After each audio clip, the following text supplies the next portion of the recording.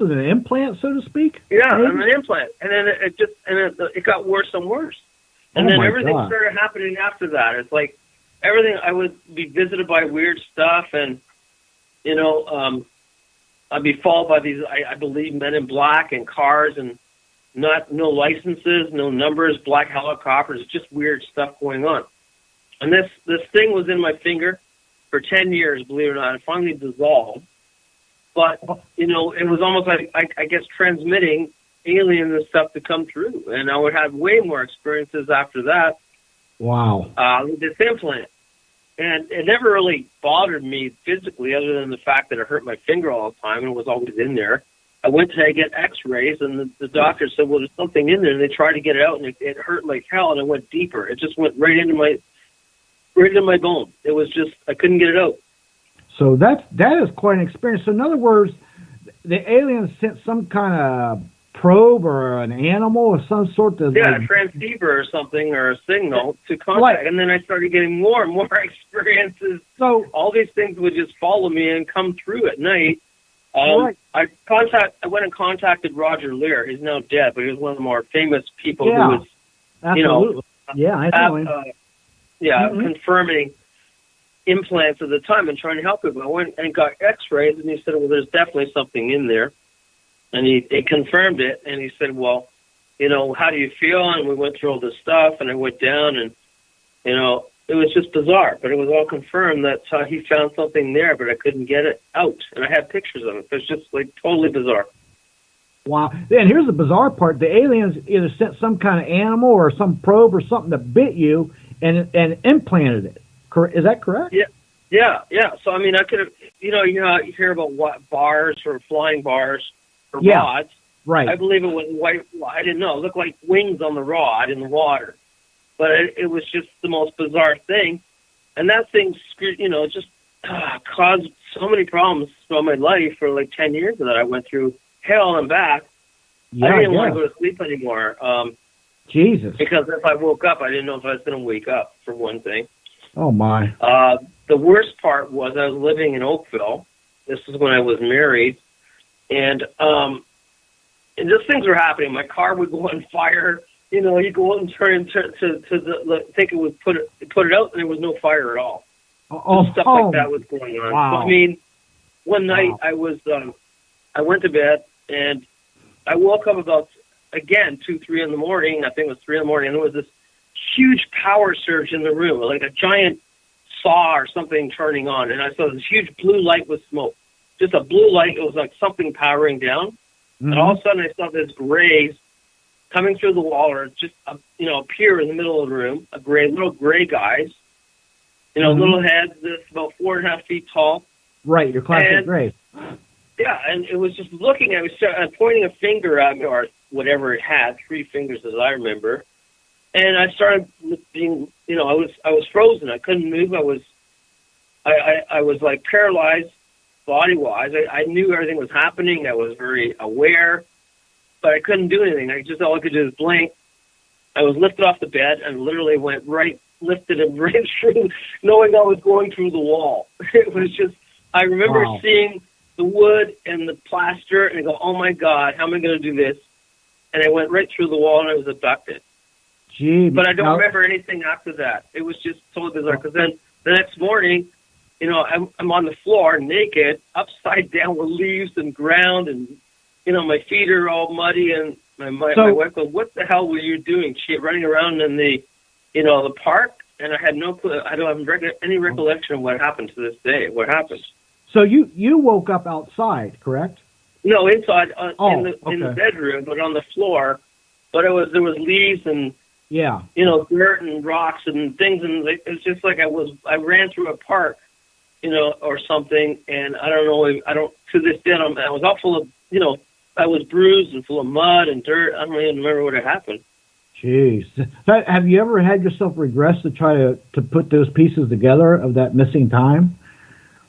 I get glimpses of images and stuff, but no, I'm always too scared to do that. Okay, I hear you. You must have a little bit of post-traumatic from all the stuff you've been through. My goodness. I have a hard time sleeping. Even now, even from all the stuff I've been through, I I always think there's going to be something in my closet. You know, it's just, I don't know. It's just, I can't. I've woken up with, now this sounds really kind of bizarre, but I always have two little red dots on my temples when I wake up.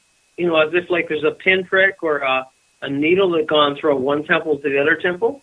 Oh, wow. And for a while I had this going on. I go to bed fine, and I wake up and these dots were like perfectly symmetrical on my temples, as if something had gone into my temple on both sides of my head and probed me, and I don't know what happened. Do they also hurt? No, but it's just like as if somebody stuck a needle in your brain, in your head, Wow. on both sides, and then it would just be there all red, and then eventually go away. My goodness. Do you have any theories of what their intentions were with you, or their intentions for being here? I don't know. I'm not per se religious, so I'm very spiritual. My father was very religious, but I just try to live the good life and try to follow everything. I don't do anything. Right. I don't not involved. I don't drink. I don't smoke. So. I've always been, I'm also super sensitive and psychic. So my mother was psychic and a medium. Mm-hmm. And I think I always had a connection to what I was out there in the universe. And I've always been very, it's like my gut feeling is my psychic energy, really. Right. So let me ask you this. When you go out in the woods, are you a little bit cautious now? I mean, geez. Yeah, I don't go out trail, hiking as much now because I've just had so many things happen. Right, I know. The last thing I did, like when I was, we have this thing in Hamilton, Ontario, and it's the Hermitage. It's a place that was all, a murder site and suicide, and there was a place there. It was all abandoned. And we used to go hiking up there, and I swear to God, something would be following me at night. We'd go in there, and I could hear breathing behind my back. I could hear breath. I could hear some kind of animal following us. And, the other people around would say, well, you must be imagining things. And I swear I could hear footsteps. And that freaked me out. That I was a couple of years ago. I've gone there now, and I don't go there. But I've just heard stuff and things just like following me or watching me. So I don't do it anymore. Well, yeah, I would say you're probably like a beacon in the night to spirits and probably aliens and probably some cryptids too. Well, it didn't help because I've been on the Haunted Case Files TV shows. Yeah. And the one documentation that we had the first season of the season 2, the first episode, was a demonic encounter on an island. And anybody had seen that, that was scary as hell. But who was with you on that one? I was with Michelle DeRoche. Okay, that's what I thought. I worked with her for about 10 years, and we did the Burlington Ghost Walks together. We did a lot of investigations. We went there. I remember that. I was going to say, I remember that. That was a crazy case on that island. Tell me about it. Well, we went there really for historic reasons and looking for ghosts. We weren't there to actually find anything beyond that. We had no idea what we were going to encounter. And the weird part about it was it was up in Muskoka, and it was a place where it was a big playground for the rich. At one time was a lodge. You had off-track betting. There was famous people that were always there. Marilyn Monroe was there. Bing Crosby was there. Ella Fitzgerald. All these people, the bands were there. It was a place for the rich. Frank Sinatra would go there, everybody else, in the 40s and the 50s. So it was all abandoned, being torn down, and we were offered to go there. It's all part of the native land as well, and you have to drive in by boat. So we were offered to go there, check it out historically, and see what we could find and document it. That's what we went to do. And when we were dropped off in the evening, and we said, they drove us in by boat. We had all our equipment. We had cameras. We had lights. We had everything ready to go. And they dropped us off and said, we're coming back for it at 7 a.m. And you realize there's no lights, power, nothing on the island. It's just nobody there except you guys. So it's all abandoned. It's all open. It was all torn down. Well, we thought this was great. We had enough power. We figured, okay, perfect. It was going to be fun. And, we could historically document something. Right. So we started off And, you know, we got some good footage, we got sounds, we got some EVPs, we got some ghost photos, we got orbs. And it just started getting worse as it became getting dark.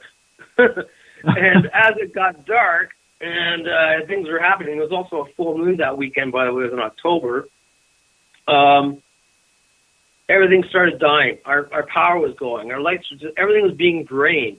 And then we started hearing things following us. We heard footsteps. We heard howls. We heard like Indians chanting to each other, you know, talking and whooping back and stuff. And it got really bizarre because we didn't know if it was like, we knew it was native land and Indian land, maybe protected land. And we thought, okay, the Indians are out, they're protecting it, spirit Indians, the ghosts of the Indians are there. And it just started getting worse. And something eventually started following us, and we became the hunted. So it turned out that instead of hunting them, something demonic or something didn't want us there. Well, let me ask you this. Let me ask you this. So basically, the place came alive at night, and you guys were dropped off, I think, and you had no way out there till like the next day, maybe. Is that correct? Exactly. So here we're stuck. Yeah, you're stuck. And then because if when you go outside or in your house and you turn the lights off and the power out, and there's nothing there, you kind of you get your back up, you kind of freak out, right?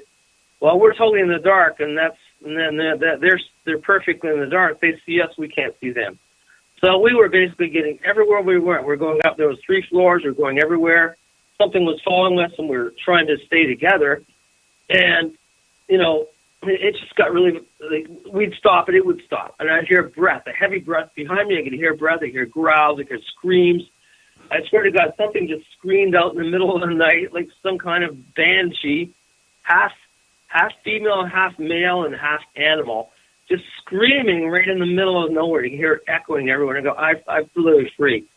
I was running everywhere. She was running everywhere. And it's like we stopped on the 3rd floor, and she goes, wait, and something started running towards us. We hear this big thumping, huge, something big. She said, it's coming. And she pushed me out of the way. The thing almost went right through me and Michelle. Freaked the heck out of me, and we just fell to the floor. And then you could see this dust. Something jumped right up here, dust moving up about 4 feet in front of you. It just freaked me out. So let me ask you something. So pretty much it turned into a Chinese fire drill between you and Michelle there for a minute. Oh, my goodness. Oh, yeah. Wow. I was literally... seriously, never scared as much as I was in my life. And then this thing came right in my face and just growled, just evil growl, screamed right in your face, right like an animal. And I just literally ran. I just lost it. When the boat came that morning, I was the first one running. I hear the boat. I ran. I literally jumped right into the boat. I asked Michelle about that. I said, next time you go, you're going to have, you're going to have an out before the next day, so you don't get stuck on an island with some terrible things. Oh my goodness! The weird part is all our power was powered up. Like we had enough power, and it got completely drained. We had these big power searchlights, completely nothing would work. And when we went and checked the power again when we were on the boat, it all worked out perfectly fine. Everything was on, nothing happened. It was just it drained everything we had. We got some good footage and good EVPs and sounds. If you watch the episode, there are real sounds of the ghost, the demonic activity going on. Freaked the shit out of me, and I don't. That's the worst demonic thing I've ever had. Besides being in a haunted church that I got attacked with, but probably the worst encounter close up that I've ever had with demons. Oh my God! Yeah, hello. So you actually did you see the face of the demon? Yes, I did. It just looked grossly hideous. It looked like something out of hell. It had horns, and it was all red, just fiery red eyes and yellow red eyes, and just this mouth would just drop about, honest to God, about 9 inches, and just scream. It's like this air and breath of hot would just scream right at you. It's like if you've ever been attacked by a dog or, like that's what it's like. It's just like, it was just nuts. Wow. My goodness. Jeez. So the next day when you guys seen the boat, you was very happy. we didn't really talk much about it. We couldn't. We were just stunned. Yeah, we went on the boat. It took me a while. I went to my car. It took me a while, a half an hour.